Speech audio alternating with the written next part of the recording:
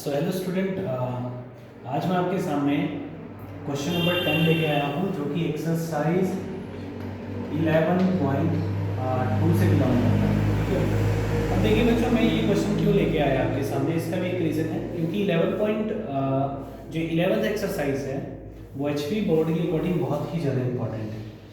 ठीक है, और उसमें क्वेश्चन कुछ इस तरह से दिए होते हैं कि बच्चे जो है वो कंफ्यूज हो जाते हैं कि किस तरह से क्वेश्चन को करना है हमने, है ना। तो मैं एक सिंपल टाइप लेके आया हूँ आपके सामने, टाइप 1, टाइप 2, टाइप 3 और टाइप 4। अगर आप टाइप 1, टाइप 2 और टाइप 3, टाइप 4 के अकॉर्डिंग क्वेश्चन को करोगे तो ये बहुत ही आपके लिए हेल्पफुल होगा। ठीक है, और उस केसेस में आप उस क्वेश्चन को कभी भी गलत नहीं कर पाओगे।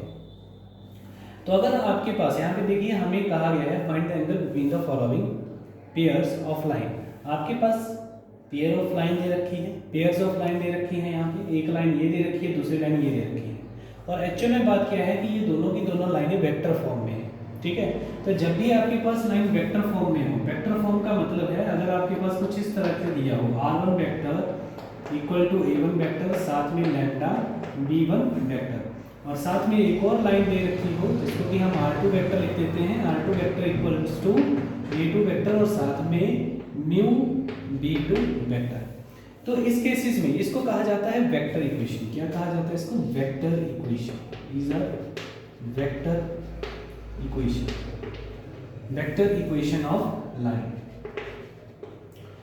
ठीक है, तो जब आपके पास वेक्टर इक्वेशंस ऑफ लाइन दे रखी हो तो उस केस में आप एंगल किस तरह से फाइंड करते हैं? तो उस केस में एंगल फाइंड करने का जो फॉर्मूला है वो है cos of theta equals to modulus, साथ में b1 वेक्टर, साथ में डॉट b2 वेक्टर, और then magnitude of b1 vector and then magnitude of b2 vector. तो उस केस में आप इस तरह से उनका जो एंगल है वो फाइंड कर सकते हो। तो सबसे बड़ी दिक्कत कहाँ आती है कि हमें b1 और b2 को पहचानना है, आखिर b1 और b2 है कहाँ पे। तो प्यारे बच्चों देखिए यहाँ पे ये r1 equal to a1 plus lambda b1 vector दे रखा है, r2 is equal to a2 vector plus mu b2 vector दे रखा है। तो यहाँ से हमें b1 वेक्टर की वैल्यू पता चल जाएगी। देखिए b1 यानी कि जो लैम्डा के साथ लगा हुआ है, यानी कि इसकी बात कर रहा है, ये आपके पास b1 वेक्टर है। ये कौन सा है? b1 vector. और साथ में b2 वेक्टर कौन सा है? जो म्यू के साथ लगा हुआ है, तो ये आपके पास कौन सा है? b2 वेक्टर है। तो आपके पास b1 का वैल्यू भी मिल गया और b2 का वैल्यू भी मिल गया। तो अब आपको क्या फाइंड करना है? अगर मैं इस फॉर्मूला को इक्वेशन 1 मान लेता हूं तो सबसे पहले आप b1 और साथ में डॉट b2 वेक्टर फाइंड करोगे। तो देखिए b1 vector dot b2 vector किस तरह से आएगा? तो डायरेक्टली कर लेते हैं। देखो 3 को करेंगे हम 1 के साथ मल्टीप्लाई, ये आता है ना आपको करने, नहीं तो यहाँ पे देखिए किस तरह से करेंगे। 3i cap plus 2j cap plus 6k cap, और साथ में डॉट प्रोडक्ट हम फाइंड करेंगे i cap plus 2j cap plus 2k cap. यहाँ पे बीच में ये डॉट है। ठीक है, तो देखिए हम मल्टीप्लाई करते थे scalar components of same vectors के, तो i के स्केलर कंपोनेंट 3 और यहाँ पे i का स्केलर कंपोनेंट 1 है, तो उन्हीं को मल्टीप्लाई करेंगे ना तभी डॉट प्रोडक्ट मिलेगा। तो 3 को करेंगे 1 के साथ बच्चों 3, देन i डॉट i 1 के बराबर हो जाता है। बीच में देखिए दोनों के साथ में प्लस का साइन है, तो यहाँ पे 2 2 ज़ा 4, देन j डॉट j 1 हो जाएगा, 6 2 ज़ा 12। तो यहाँ से आपके पास वैल्यू आएगी 4 + 3 7 एंड देन 90। ये आपके पास किसकी वैल्यू आ रही है बच्चों? b1 वेक्टर b2 की। अब हमें फाइंड करना है b1 का मैग्नीट्यूड और साथ में b1 का मैग्नीट्यूड। तो b1 का मैग्नीट्यूड किस तरह से फाइंड होगा? तो b1 कहाँ पे बच्चों? यहाँ पे है।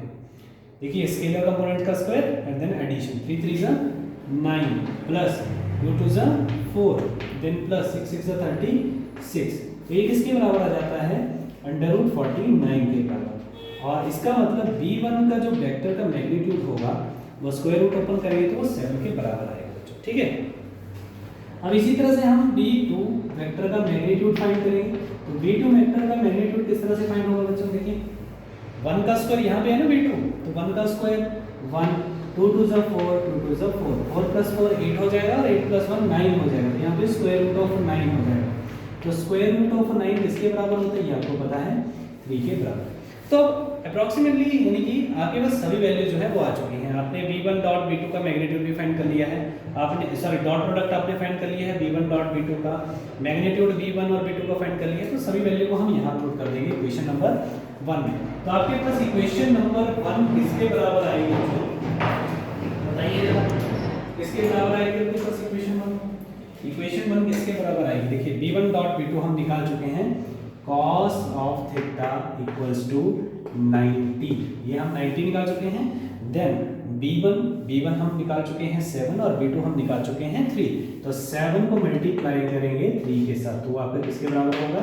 19/21 के बराबर। और हमें चाहिए कि actually find the angle between the pairs of the line, हमें एंगल फाइंड करना है बच्चों।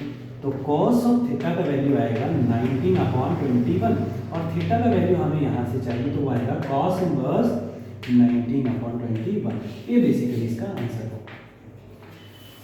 तो बच्चों बेसिकली हमने किया क्या? हमने यहाँ पे एंगल फाइंड करा जब आपके पास पेयर ऑफ लाइन जो था वो वेक्टर में दे रखा था, यानी कि r equals to a plus A vector plus lambda b, तब हम एंगल इस तरह से फाइंड करते हैं। जब आपके पास एंगल कार्टेशियन में होता है तो उसके लिए टाइप 2 में हमें जाना पड़ेगा, तो वो कल हम कोशिश करेंगे उसको करने की। तो ये टाइप 1, आई थिंक आपको ये समझ आ गया होगा।